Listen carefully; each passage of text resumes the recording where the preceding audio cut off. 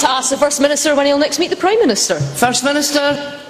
No plans in the near future, and I don't think I can match the number of meetings between the Prime Minister and Tony Blair, which seem to be extensive.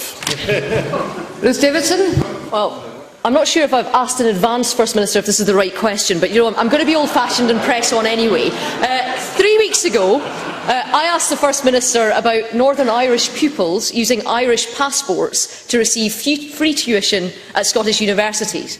And at his high-handed and patronising best, the First Minister told me that there was no evidence of any serious difficulty. Well, as we know, where the First Minister leads, the Education Secretary is only too eager to follow. And this week, in a letter to my colleague Liz Smith, he too was magisterially dismissive of legitimate concerns. Refusing to make a statement to Parliament, he said, "Doing so may risk attaching a level of importance to this that is out of proportion with experience on the ground." Well, Presiding Officer, the evidence does exist. Figures have emerged from Dundee University showing that almost a quarter of the more than 1,500 applicants from Northern Ireland used an Irish passport, with a potential cost to Dundee alone of more than £14 million.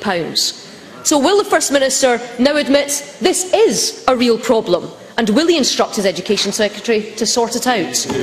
First Minister.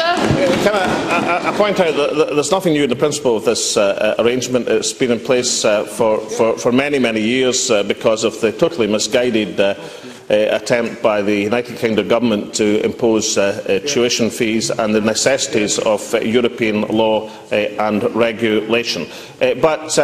Ruth Davidson does herself an injustice after she had made the last point to me. I took the trouble and time to go and check exactly on the figures, and of course we've now got the benefit of the final UTCAS figures for applications for this year. So I went to these figures and I looked for this flood, an overwhelming influence of Northern Irish students, because the figures are done by domicile, of course, who must apparently be flooding into the country in order to justify Ruth Davidson's fears.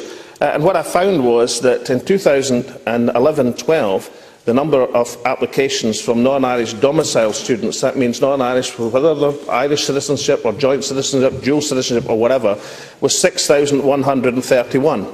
This year, after Ruth Davidson's flood of applications, which is causing us so much concern, the number was 5,211.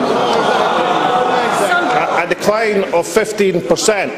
Even greater than the disastrous decline of English students applying to English universities in the face of the Tory Liberal tuition fees, which was 10%. Now we have the final figures, with Ruth Davidson clear to reorientate herself in her dire predictions of a flood of Northern Irish students when the applications are actually down by 15%.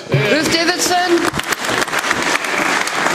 Presiding Officer, giving us the broad brush yet again, but not looking at the detail. How many of the domiciles were applying under an Irish passport?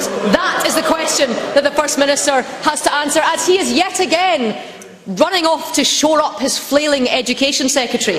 But what's interesting about Mike Russell's letter, what's interesting about the letter, is that he kind of contradicts himself, and it comes down to this idea of domicile and residency. Because there is a boast in this letter where Mike Russell says that he's absolutely clear that domicile is the deciding criteria.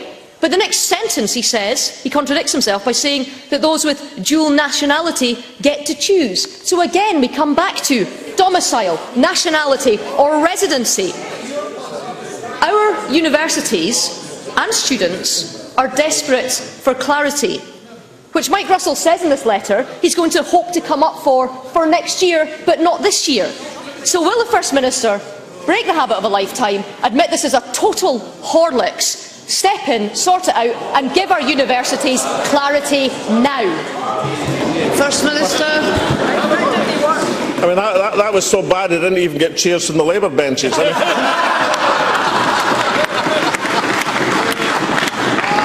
can I just add in all seriousness, how can it be broad brush when I've identified the numbers to the nearest one? Can I just repeat them to Ruth Davidson? last year, the total applications from Northern Ireland residency, that is, whether they've got Irish citizenship or not, was 6,131. This year it's come in at 5,211. That's not broad brush, that's exact detail, which allows us to quantify the extent of the problem that Ruth Davidson assured us a few weeks ago was flooding in to Scottish universities. They're not desperate. It's the Conservative Party in Scotland who are desperate as it happens. But I was looking again, because I'm becoming quite addicted, to posts in the web by Jim Terrace, the current chairman of Selkirk Conservative and Unionist Club. He said of last week's efforts, had nobody prepared Ruth for the likely reply that Alex Salmond would give. He then went on to say it was almost as bad as a Joanne Lamont effort that elicited groans from the chamber for being so politically inept and twee. It seems this Tory-Labour alliance has got some way to run before it's going to present a threat to the Scottish people's assent to independence. Question number 3, will it ready? To ask the First Minister what issues will be discussed at the next meeting of the Cabinet.